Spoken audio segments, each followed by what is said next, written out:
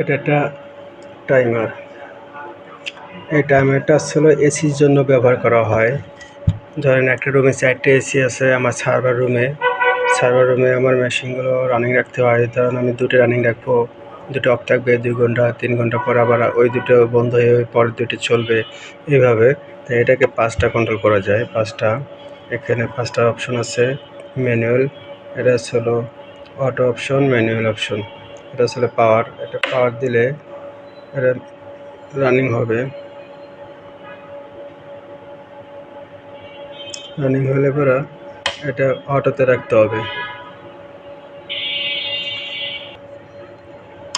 তো এরকম পাওয়ার আসলে পরে এখানে দেখাইব ইন্ডিকেটারে কত নম্বর এসি চলতেছে সবগুলো এখানে দেখাইব। যাদের টাইমার লাগবে বলতে পারেন, খুব সুন্দর টাইমারগুলো। 5টা এসি একসাথে কন্ট্রোল করা যাবে।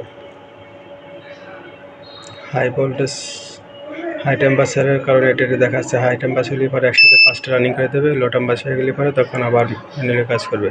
আবার টাইমার যদি নষ্ট হয়ে যায়, নষ্ট হয়ে গেলেও মেশিন চালানো যাবে, তখন আপনি ম্যানুয়ালি দিয়ে দিলেন। ম্যানুয়ালি দেওয়ার পরে এই বাটনগুলো অন করে দিলে হবে। এই বাটনগুলো অন করে দিলেই তখন এই মেশিনগুলো ডাইরেক্ট চলতে থাকবে। ধন্যবাদ সবাইকে পাশে থাকার জন্য।